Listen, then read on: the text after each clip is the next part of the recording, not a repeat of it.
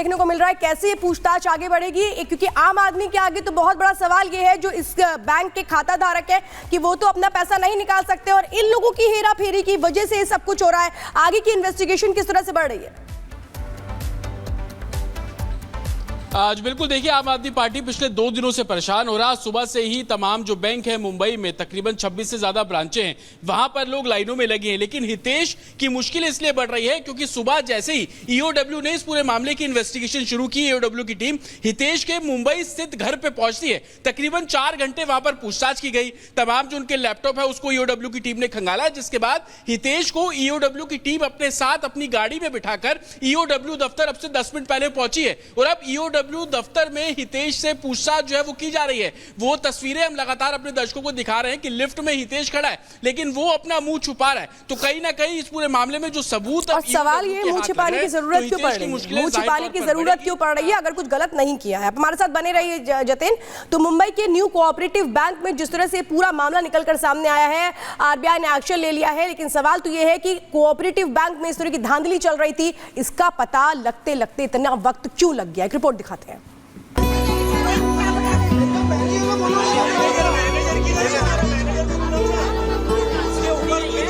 पैसा निकालने का है। ऐसा होगा तो गरीब लोग कहाँ पे जाएंगे? तो मालूम ही नहीं था ये बैंक का क्या होने वाला।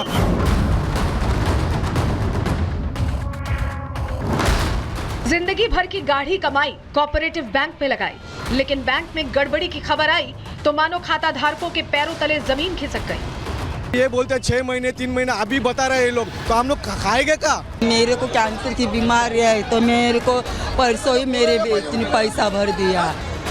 पाई पाई जोड़कर लोगों ने पैसा इकट्ठा किया था। किसी को घर बनाना था तो किसी को अपनी बूढ़ी माँ का इलाज कराना है। बैंक में जमा पैसा किसी के बच्चों के उज्जवल भविष्य के लिए था तो किसी के बुढ़ापे का सहारा। लेकिन पैसा निकाल पाते, एफडी मैच्योर हो पाती, उससे पहले ही बैंक में खेल हो गया। आरबीआई का हथौड़ा बैंक पर चल गया। सुबह से लोगों का सिलसिला यहाँ पर पहुंचना शुरू हो गया। कुछ लोग अपने लॉकर्स को खाली करने के लिए पहुंचे, लेकिन सवाल वही कि जिनके सेविंग अकाउंट, करंट अकाउंट है, उनका क्या होगा? 6 महीने के लिए बैन लगा दिया गया है। घर में राशन, बच्चों की फीस, ईएमआई कैसे जाएगी? सर, क्या बैंक में अकाउंट है आपका? कितनी परेशानी आप लोगों को? बहुत परेशानी है। बहुत गलत हुआ है। ये सही नहीं हुआ है। ये 30,000 40,000 लोगों का क्या होगा वो कुछ परवाह है नहीं किसी को।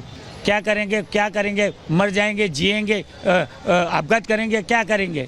कुछ समझ में आता नहीं है। कर्ज कैसे चल रहा है फिर? अभी क्या कर चलेगा? वो रोड पे भीख मांगेंगे, क्या करेंगे? और तो एफडी का कुछ भी पैसा तो मिलना चाहिए ना। हमारा इतना मेहनत का हमने जिंदगी भर का कमाया हुआ पैसा करके हमने एफडी बनाया रहता है, तो उसमें से थोड़ा ब्रेक करके थोड़ा तो पैसा मिलना चाहिए। अभी हमारा 10 लाख का एफडी है तो उसमें कुछ तो मिलना चाहिए। तो ये मेरे को रूम का बेचने का प्लानिंग था, तो उनको पूछा मेरे को सामने वाले को पेमेंट देना है, तो बोला क्या कि तुम 5 लाख के ऊपर होएगा तो ये फॉर्म भर के, फॉर्म भी मुझे दिया इधर से 13 तारीख को। हाँ, और 14 तारीख को शाम को मुझे पता चला ये बंद हो गया।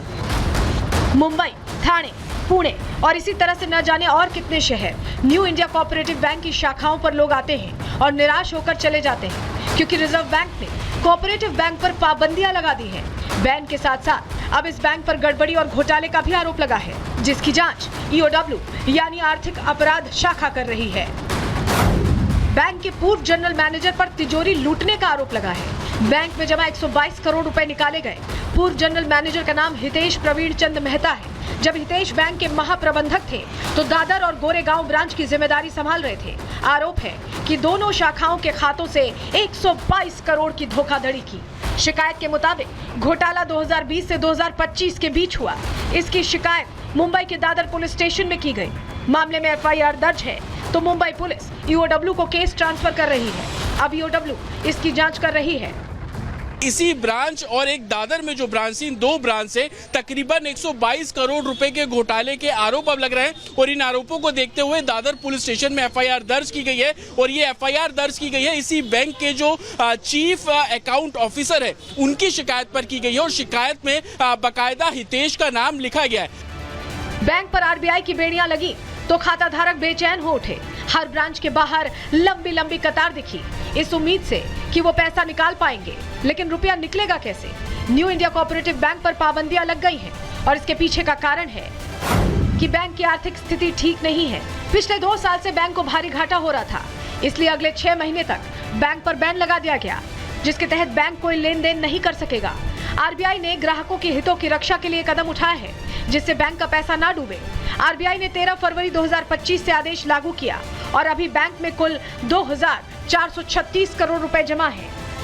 शादी का बात चलाने का था, अभी इधर 1 रुपए भी नहीं मिलेगा तो क्या करेंगे? शादी के लिए खड़ी हो जाएगी तो कहाँ से लाएंगे पैसे हम लोग? हम लोग पैनिक हो रहे हैं, हम लोग की पैसे हटके हुए, वो लोग एटीट्यूड में बात कर, उनके पास कोई जवाब ही नहीं है। मेरे पैसे हटके हुए, मेरी माँ हॉस्पिटल में, मैं क्या उसको मरने दूं? मेरा अकाउंट सीज कर दिया है, मतलब सब बंद हो गया है। एफडी बंद, मेरा एफडी है उस बैंक में, बैलेंस है सब ब्लॉक कर दिया। मैं मम्मी को उठा के लॉकर ऑपरेट करना, लॉकर ऑपरेट के लेने को आया हूं मैं। बैंक का साफ तौर पर कहना है कि तकरीबन 6 महीने का अब इंतजार करना होगा। आरबीआई ने जो प्रतिबंध लगाया है, उस प्रतिबंध के चलते 6 महीने तक इस बैंक की सिचुएशन का ऑडिट किया जाएगा और 6 महीने बाद जब रिव्यू किया जाएगा और आरबीआई को लगेगा कि अब बैंक सुचारू रूप से चलने के लिए तैयार है, तो फिर से इस बैंक को एक तरीके से ओपन कर दिया जाएगा। लेकिन 6 महीने का बैन आरबीआई ने लगा दिया।